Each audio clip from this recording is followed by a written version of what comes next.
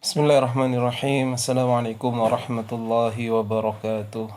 Bismillah, alhamdulillah, wassalatu wassalamu ala rasulillah wa ala alihi wa sahbihi wa man walah, amma ba'du. Apa kabar teman-teman semuanya? Mudah-mudahan semuanya dalam keadaan sehat walafiat. Pada kesempatan kali ini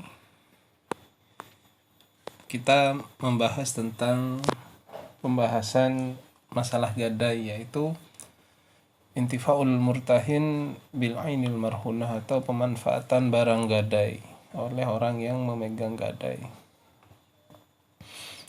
Gadai ini sebenarnya adalah bentuk jaminan, ya. Jaminan apabila kita berhutang kemudian ditakutkan nantinya kita tidak membayar akan hutang tersebut, maka kita membayar atau memberikan barang untuk dipegang oleh orangnya, agar ketika kita tidak membayar, dia bisa menjualnya dan menjadikannya sebagai ganti uang yang dia pinjamkan kepada kita. Dalilnya dari firman Allah Ta'ala, wa in kuntum ala safarin walam tajidu katiban farihanum maqbudah, gitu ya. Apabila engkau dalam perjalanan dan tidak menemukan seorang untuk menulis menjadi saksi atas terjadinya hutang piutang itu, maka hendaklah ada barang yang dijadikan jaminan. Itu dari Al-Quran. Adapun dari dalil as-sunnah, ya, yang diriwayatkan oleh Imam Bukhari dari Sayyidah Aisyah, bahwasanya Rasulullah Shallallahu Alaihi Wasallam rohana anna Nabiya Sallallahu Alaihi Wasallam rohana dir'ahu inda Yahudi, bahwasanya Rasulullah Sallallahu Alaihi Wasallam meminjamkan atau menggadaikan baju perangnya kepada seorang Yahudi. Jadi memang ada dalilnya dalam agama Islam. Lantas yang menjadi perbedaan ulama di sini adalah apakah boleh memanfaatkan barang yang dijadikan jaminan itu atau tidak boleh. Yang nantinya ini dibagi menjadi dua pembahasan. Apa dengan izin, yang pertama idza azina al-murtahin, apabila orang yang meminjamkan itu, idza azina ar-rahin lil murtahin bil intifa, apabila orang yang yang berhutang itu memberikan izin untuk memanfaatkan barang gadai tersebut, atau dia tidak memberikan izin, itu mempunyai hukum tersendiri. Kita langsung pada pembahasan apabila dia diberikan izin. Idza adina rahin lil murtahin bil intifa, apabila orang yang meminjam uang itu, yang bergadai itu, memberikan izin untuk orang yang memegang gadang bil intifa, dengan memanfaatkan barang itu. Maka di sini ada beberapa pendapat dari ulama yang terdiri dari tiga pendapat, ya. Yang pertama adalah al-mani'un, yang terdiri dari golongan al-Hanafiyah di salah satu qaul, ya. Kemudian Syafi'iyah dalam pendapat yang adhar. Kemudian Imam Ahmad fi riwayah idza istaradahu al-mutahin fil aqdi. Imam Ahmad apabila seseorang yang menggadai itu mensyaratkannya dalam akad. Itu yang pertama, yaitu tidak boleh memanfaatkan yaitu dari Hanafiyah, Syafi'iyah, dan Imam Ahmad.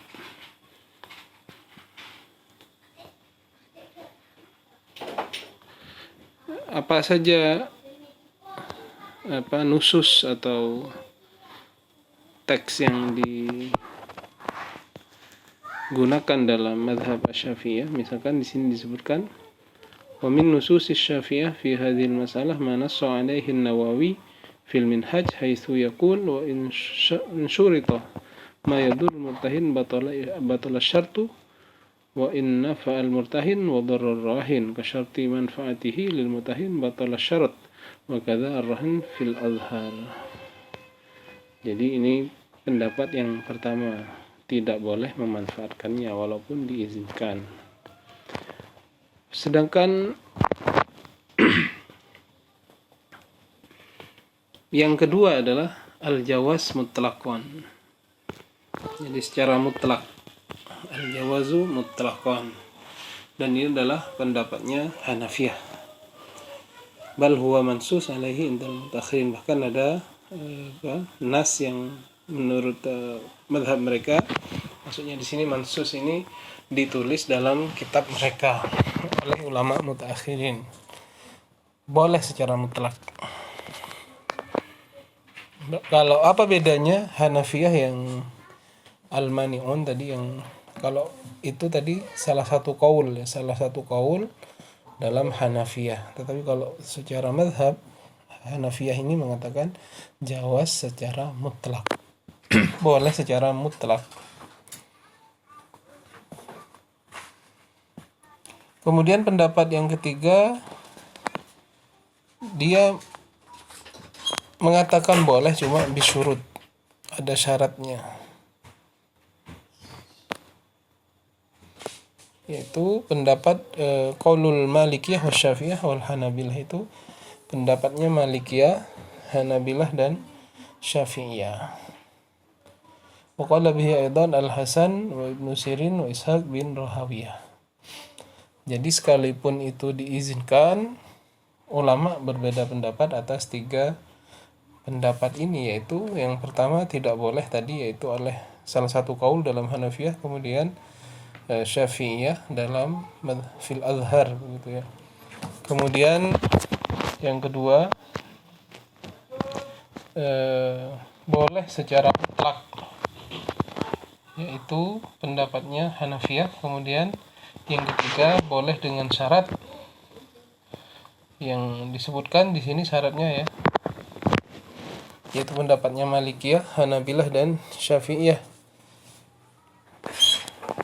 Yang pertama harus diizinkan oleh orang yang menggadaikan itu. Kemudian alla yakuna ad-dain natijatu qardin, hutangnya itu bukan hasil dari qirat. Kemudian antuhaddid muddatal intifa, dia harus membatasi masa penggunaan dari barang itu. Jadi harus dibatasi, tidak boleh tidak dibatasi. Itu syarat kelompok yang ketiga.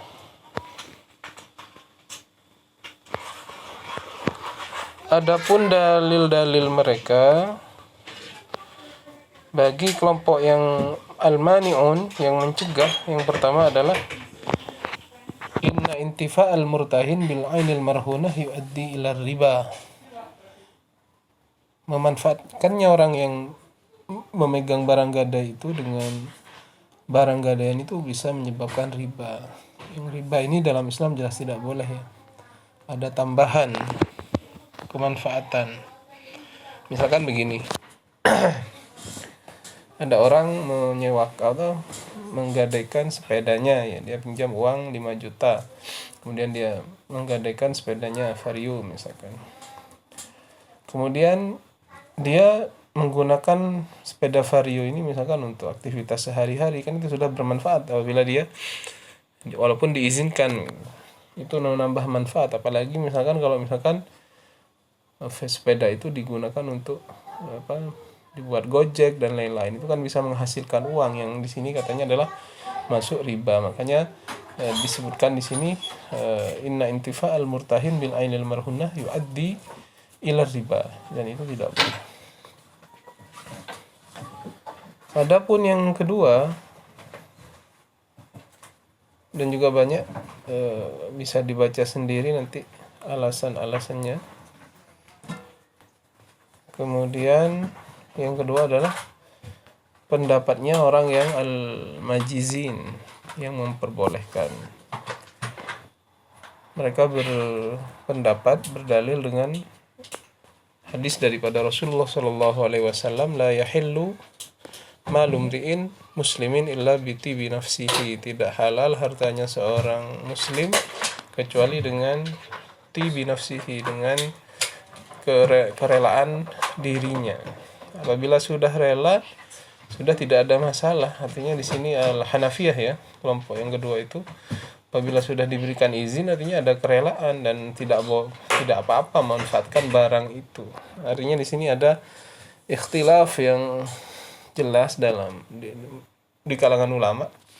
Artinya kalau dalam masyarakat nantinya ada orang yang memanfaatkan barang gadai itu, ya kita anggap dia mengikuti pendapatnya Hanafiyah yang memperbolehkan secara mutlak gitu ya, dipakai apalagi misalkan ini dalam kasus sudah diizinkan oleh pemiliknya. Yang kedua, mereka berdalil dengan biqiyasi intifa'il murtahin ala intifa'il ghair. Ini mereka menggunakan kias bahwasanya bolehnya memanfaatkan barang milik orang lain. Boleh kita meminjam barang milik orang lain asal dia mengizinkan. Begitupun juga dengan barang yang digadaikan, kalau sudah diizinkan maka boleh saja kita menggunakannya. Kemudian sedangkan yang kelompok yang ketiga, yaitu yang memperbolehkan dengan syarat, mereka berdalil dengan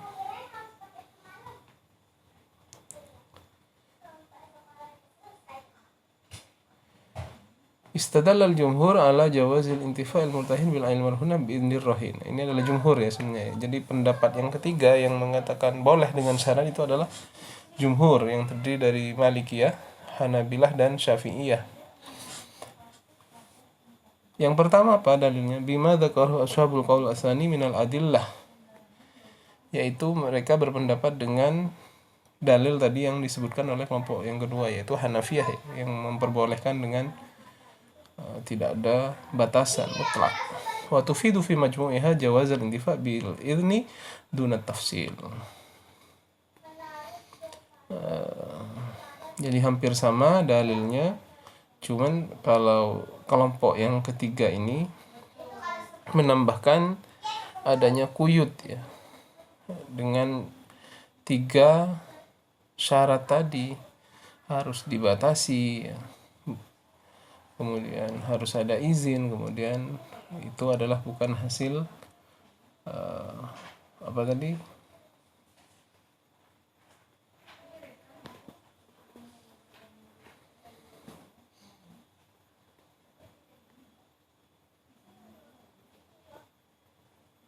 Ada di atas ya.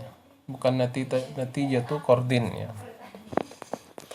Nah, jadi itu pendapat ulama mengenai bolehnya memanfaatkan apabila diizinkan oleh pemilik barang gadai itu. Adapun apabila tidak diizinkan, intifa'ul murtahin duna idznir rahin. Adapun jika tidak diizinkan, ini mempunyai hukum yang lain. Idza kanat ainil marhuna min ghairil markub wal mahluf faqad ittafaqal fuqaha ala adami jawazi intafil murtahin idza lam ya'dzan ar-rahin. Bagaimana kalau tidak diizinkan? Apabila barang yang digadaikan itu bukanlah dari sesuatu yang bisa ditunggangi, maksudnya hewan yang bisa ditunggangi seperti keledai ataupun kuda dan lain-lain yang bisa ditunggangi, atau al-mahlub yang bisa diambil susunya seperti kambing atau sapi ataupun unta, faqad ittafaqal fuqaha, maka fuqaha telah sepakat tidak boleh diambil apabila dari awal tidak boleh diambil manfaatnya apabila dari awal sudah tidak diizinkan. Amma idza kanat al-ain minal markub al-mahlub, apabila yang dipinjamkan itu yang dijadikan barang gadaian itu dari sesuatu yang bisa ditunggangi atau yang bisa diambil susunya, walam ya'dzan ar-rahin, tapi tetap tidak diizinkan oleh orang yang punya barang itu, faqad ikhtalafa al-fuqaha fi hukmi hadhil mas'alah ilal ara' al-atiyah. Mereka berikhtilaf terhadap dua ya. Yang pertama adalah al-mani'un, tetap tidak boleh ya.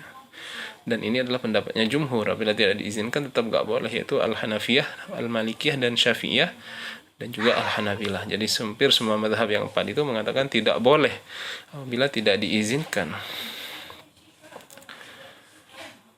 Wafaqa hadzal ra'y la yajuzul murtahin intifa' birrahin idza lam ya'dan ar-rahin. Sudah jelas. Kelompok yang pertama tidak memperbolehkan apabila tidak diizinkan, dan ini adalah pendapatnya jumhur. Adapun yang kedua, ra'yu atsani al-majizun, yang memperbolehkan, wahum al-Hanabilah fir rajih indahum, dan ini adalah madhab Hanabilah dalam qaul yang rajih menurut mereka. Dan juga pendapatnya Imam Ishaq bin Rahawiyah dan Imam Lais bin Sa'adnya. Imam Lais bin Sa'ad ini salah satu imam yang madhabnya tidak sampai kepada kita.